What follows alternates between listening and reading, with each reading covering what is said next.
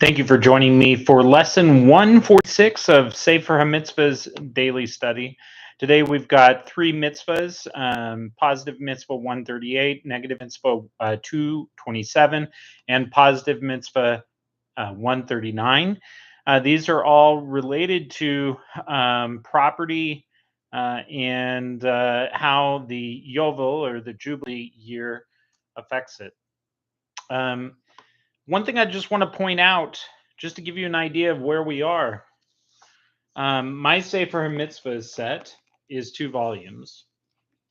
Uh, this this lesson ends volume 1, and we move into volume 2.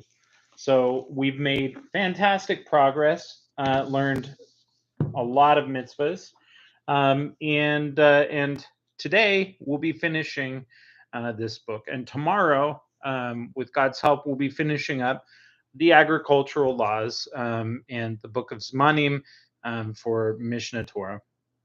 It's been a lot of material, but a lot of very good stuff.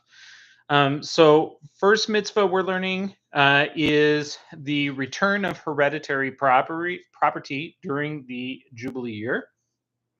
So this comes from Leviticus 25:24, which says, throughout your land, throughout the land of your possession, you shall give redemption for the land.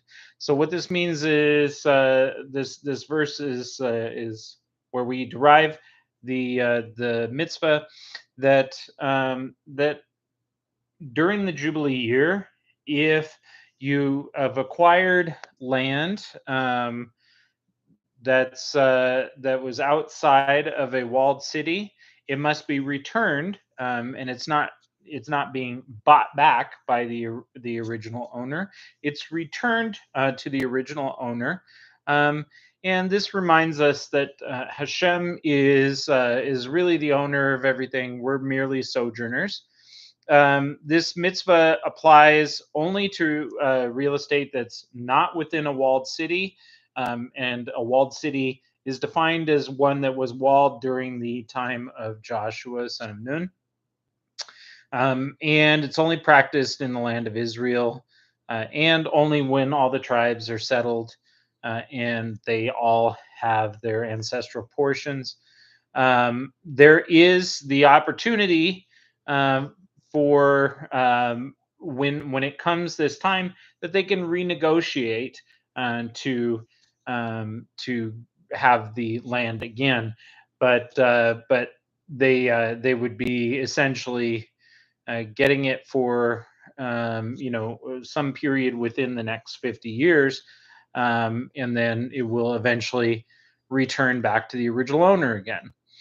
Okay, next mitzvah, Leviticus 25:23. So it says, the land shall not be sold forever. So we have a mitzvah that we are not to sell the land in perpetuity.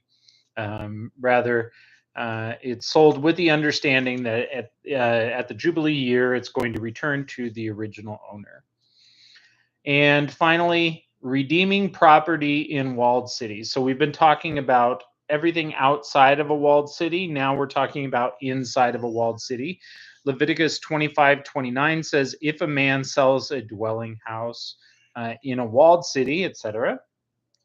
The mitzvah is that properties within a walled city in the land of Israel, again, walled during the times of Joshua, can be redeemed, repurchased by the seller for an entire year following the sale.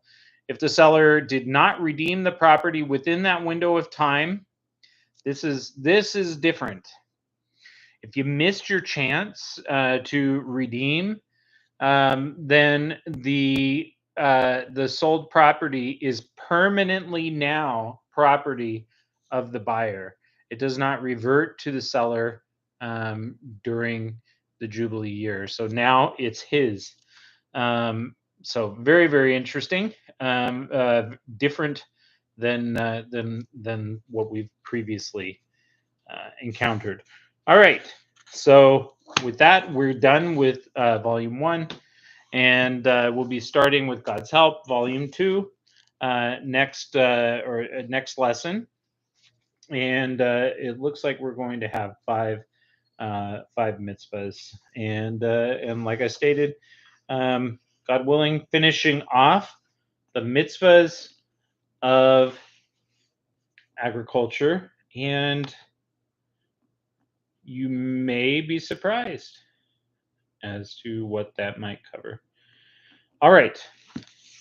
Thank you so much for joining me. Have a great day in every way.